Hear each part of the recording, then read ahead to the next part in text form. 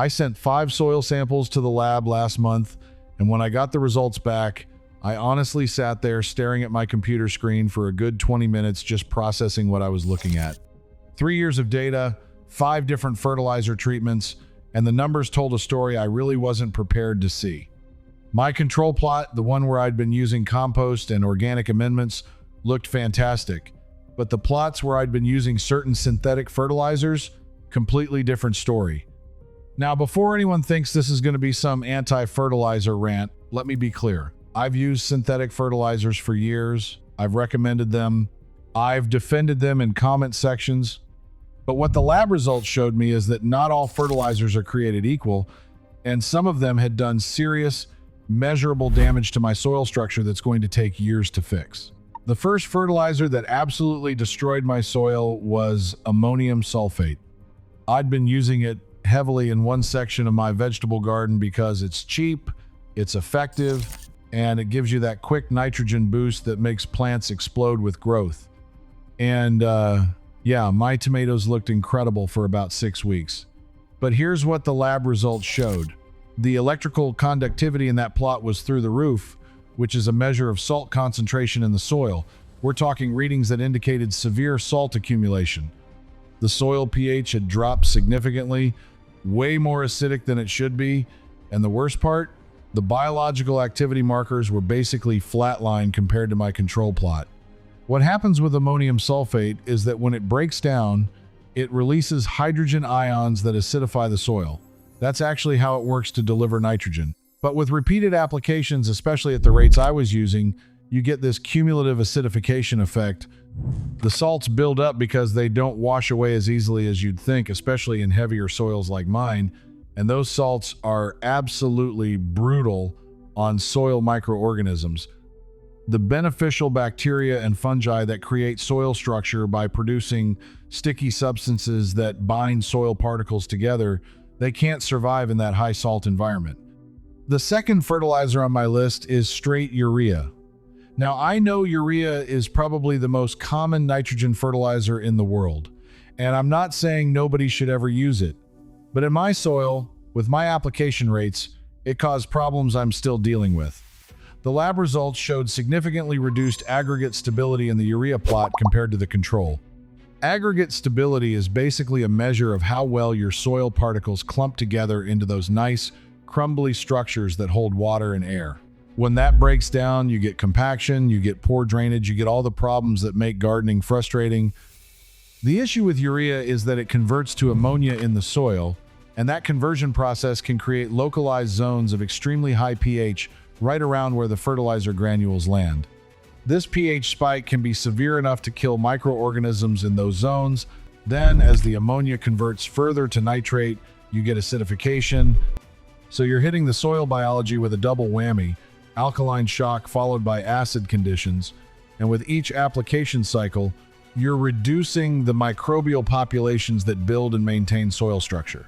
Third on my list, and this one surprised me because I thought I was being smart by using it, is potassium chloride or muriate of potash. I'd added this to boost fruiting in my pepper beds. Peppers need potassium, right? But what I didn't fully appreciate is that chloride component. The lab results showed chloride accumulation at levels that are considered harmful to many beneficial soil organisms. My earthworm count in that plot was less than half of what it was in the control plot. Less than half. Chloride is a salt, and while plants need small amounts of it, the concentrations that build up from repeated potassium chloride applications can be toxic to soil life. Earthworms, which are absolutely critical for maintaining soil structure through their burrowing and casting activity, are particularly sensitive to chloride. The results showed not just fewer earthworms, but also reduced aggregate stability and lower organic matter content, which makes sense because without the earthworms and microbes breaking down organic matter and creating those stable soil aggregates, the whole structure starts to fall apart. The fourth fertilizer that ruined my soil structure was a high-analysis complete fertilizer, one of those concentrated formulas like 24816. I'd been using it on one of my annual flower beds because it's convenient, one product that supposedly has everything, but the lab results told a different story. The salt index in that plot was extremely elevated. I had reduced pore space. which means less room for air and water movement. And the microbial biomass carbon, which is an indicator of total living microorganism mass in the soil, was dramatically lower than the control. High analysis fertilizers pack a lot of nutrients into a small amount of product, which sounds great until you realize that you're also packing a lot of salts into a small space. Each application is hitting your soil with a concentrated dose of mineral salts, and those salts draw water out of microbial cells through osmosis. It's the same reason you can't drink seawater. The microorganisms literally get dehydrated and die. And when your soil microbial community crashes, all the benefits they provide, the aggregation, the nutrient cycling, the disease suppression, all of that goes away. The fifth and final fertilizer that I'm never using again is diammonium phosphate, or DAP. This is a really common starter fertilizer, high in both nitrogen and phosphorus. I'd been using it in my spring vegetable beds to give transplants a boost. The lab results showed severe phosphorus buildup, well beyond what plants could use, along with the same pattern I'd seen with other ammonium-based fertilizers: acidification, salt accumulation, and reduced biological activity. Excess phosphorus doesn't just sit there harmlessly in the soil, it can bind up other nutrients, making them unavailable to plants.